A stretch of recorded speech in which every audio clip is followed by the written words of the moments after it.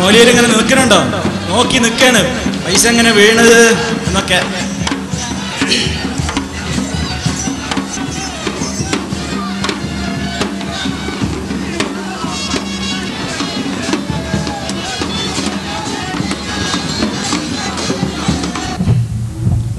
കണ്ടില്ലേ, വായിക്കുക. മുട്ടിച്ചിറ ശുഹദാക്കളുടെ നേർച്ചപ്പെട്ടി. കണ്ടില്ലേ, അവിടെ അവസാനിക്കട്ടെ. നോക്കൂ, ഈ പണം ഉപയോഗപ്പെടുത്തിയിട്ടാണ് നിങ്ങൾ പള്ളി നടത്തുന്നതെങ്കിൽ പ്രിയപ്പെട്ടവരെ, ഇതിന്റെ പേര് മതസൗഹാർദ്ദം എന്നല്ല. മതസൗഹാർദ്ദം എന്നത് ഇസ്ലാമിൽ മതങ്ങൾ തമ്മിൽ സൗഹാർദ്ദമില്ല. മതങ്ങൾ എന്ന് പറയുന്നത് വ്യത്യസ്ത ആശയങ്ങളാണ്. അവരവരുടെ ആശയങ്ങളുമായി ജീവിച്ചോട്ടെ. സർവമതത്തിന്റെ ആളുകളും തമ്മിൽ മനുഷ്യ സൗഹാർദ്ദമാണ് വേണ്ടത്. ഹിന്ദു സഹോദരൻ അവന്റെ ആഘോഷം നടത്തിക്കോട്ടെ, ക്രിസ്ത്യാനി അവന്റെ ആഘോഷം നടത്തിക്കോട്ടെ, മുസ്ലിം അവന്റെ ആചാരങ്ങൾ നടത്തട്ടെ. ആരും അങ്ങോട്ടും ഇങ്ങോട്ടും കൊണ്ടും കൊടുത്തിട്ടുമല്ല. അതേ അവസരത്തിൽ പരസ്പരം സഹായിച്ചുകൂടാ, സഹകരിച്ചുകൂടാ എന്നല്ല. തൊട്ട വീട്ടിലെ ഒരു ഹിന്ദുവാണ് വിശന്ന് കിടക്കുന്നതെങ്കിൽ അവന്റെ വിശപ്പും വിശപ്പാണ്. തൊട്ടടുത്ത വീട്ടിൽ ഒരു അമുസ്ലിമിന്റെ വീടാണ് ചോർന്നൊലിക്കുന്നതെങ്കിൽ മുസ്ലിമേ നിനക്ക് ബാധ്യതയുണ്ട്, അവന്റെ വീട് കെട്ടിമേഞ്ഞു കൊടുക്കണം. പാവപ്പെട്ടവര് രോഗി അമുസ്ലിം നിന്റെ സമീപത്തുണ്ടെങ്കിൽ ആ മുസ്ലിമിനെ നീ അവനെ ചികിത്സിക്കേണ്ടതുണ്ട്. അയൽക്കാരന്റെ മതം നോക്കാൻ പറഞ്ഞിട്ടില്ല, അയൽക്കാരന്റെ ജാതി നോക്കാൻ പറഞ്ഞിട്ടില്ല. മറിച്ച് അയൽക്കാരൻ ആരാണെങ്കിലും അവന് വേണ്ടത് ചെയ്തു കൊടുക്കണം എന്ന നിലക്കാണ് ഹബീബായ റസൂലുള്ളാഹി സ്വല്ലല്ലാഹു അലൈഹി വസല്ലം പറഞ്ഞത്. പക്ഷേ മുസ്ലിമിന്റെ പള്ളിക്കൊരു പവിത്രതയുണ്ട്. അവിടെ അച്ചടക്കം വേണം, അതിനെ ആദരവ് വേണം. അവിടെ മുട്ടും വിളി കൊണ്ട് മലീമസമാക്കാനുള്ളതല്ല. അല്ലാഹുവിനെ ദിക്ർ ചൊല്ലാനുള്ള പള്ളികളാണ്. അതിന്റെ പരിസരങ്ങൾ ആ നിലക്ക് കാത്തു സൂക്ഷിക്കപ്പെടേണ്ടതുണ്ട്. അത് പഠിപ്പിച്ചു കൊടുക്കേണ്ടവർക്ക് പഠിപ്പിച്ചു കൊടുക്കുകയാണ് വേണ്ടത്. അതൊക്കെ മറന്നിട്ട് മതസൗഹാർദ്ദം എന്ന നിലക്ക് ചില കാര്യങ്ങൾക്ക് തുടക്കം കുറിച്ചിട്ട് ഇസ്ലാമികമായ കാര്യങ്ങളിൽ നിന്ന് ജനങ്ങളെ അകറ്റിക്കളയുന്ന ഇത്തരത്തിലുള്ള തോന്നിവാസങ്ങൾക്ക് നിങ്ങളുടെ പാരമ്പര്യം എന്താണെന്ന് അറിയാൻ താല്പര്യമുണ്ട്.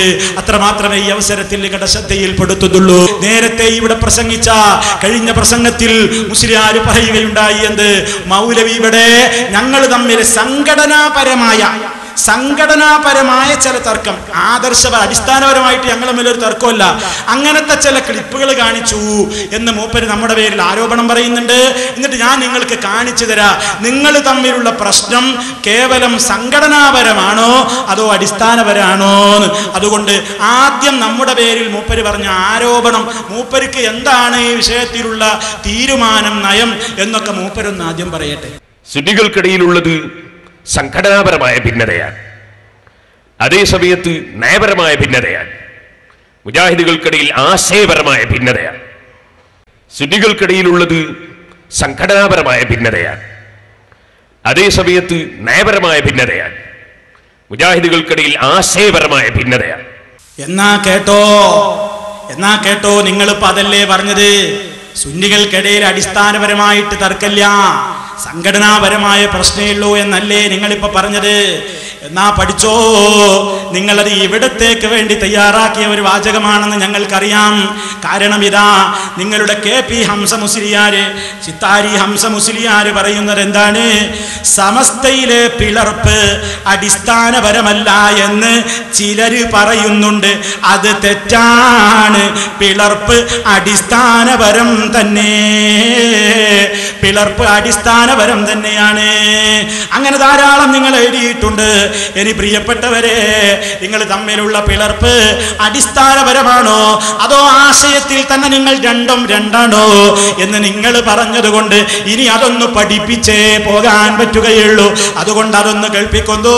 ആദ്യം വരട്ടെ, നിങ്ങളുടെയൊക്കെ പള്ളികളെ സംബന്ധിച്ച്, നിങ്ങളുടെ പള്ളിയെ സംബന്ധിച്ച് അപ്പുറത്തുള്ള ഖാസിമി എന്താ പറയുന്നതെന്ന് കേട്ടോളൂ.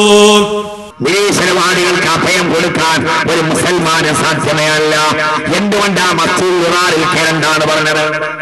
ബഹുമാനപ്പെട്ട മഹാനായ അബൂബക്കർ മുസ്ലിയാർ റഹിമഹുല്ലാഹ് അവരുടെ നാട്ടിൽ ഒരു പള്ളിക്ക് കുത്തി നടച്ചു. ആ നാട്ടുകാരെ വിളിച്ചിട്ട് പറഞ്ഞ കുത്തി പറിച്ചെറിയണം, അത് മസ്ജിദുൽ ദിറാറാണ്. അത് മസ്ജിദുൽ ദിറാറാണ്. ആരെ പറ്റിയാ? നിങ്ങളുടെ പള്ളിക്ക് കുറ്റിയടിച്ചപ്പോ ഒരു പണ്ഡിതൻ പറഞ്ഞു, അത് നീക്കണം. അത് മസ്ജിദുൽ ദിറാറാണ്. ഏതാ മസ്ജിദുൽ ദിറാർ? റസൂൽ സല്ലല്ലാഹു അലൈഹി വസല്ലമിന്റെ മദീനത്തെ പള്ളിക്ക് സമാന്തരമായി മുനാഫിക്കുകൾ ഉണ്ടാക്കിയ സമാന്തര ബിൽഡിംഗ്, ആ സ്ഥാനാണ് അതിന് എന്നാ പറഞ്ഞത്. നിങ്ങൾ തമ്മിൽ സംഘടനാപരമായ തർക്കമുള്ളൂല്ലേ? ആരാ പ്രസിഡന്റ് സെക്രട്ടറി എന്നുള്ള തർക്കമുള്ളൂല്ലേ? പള്ളി തന്നെ ഒന്ന് പള്ളിയാണ്, മറ്റേത് പള്ളിയല്ല. ഒന്ന് പള്ളിയാണ്, മറ്റൊരു പള്ളിയല്ല. ഒന്ന് മുസ്ലിമീങ്ങളുടെ പള്ളിയാണ്, മറ്റൊന്ന് മുനാഫിക്കിന്റെ മസ്ജിദുൽ ദിറാറാണ് നാപ്പ പറഞ്ഞത്. ഇനി അടുത്ത ആള് പറയട്ടെ നിങ്ങളെ പള്ളിനെ പറ്റി. പള്ളി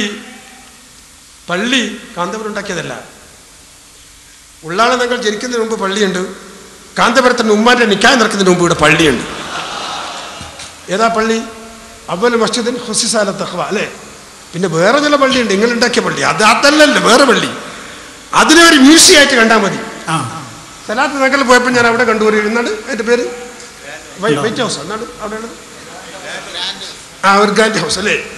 പള്ളി മ്യൂസിയാണ്, പള്ളിയല്ല. നിങ്ങളെ പള്ളി പള്ളിയല്ല, മ്യൂസിയമാണ്. സംഘടനാപരാണല്ലേ? അടിസ്ഥാനപരമായിട്ട് നിങ്ങൾ തമ്മിൽ ഒരു പ്രശ്നമല്ല.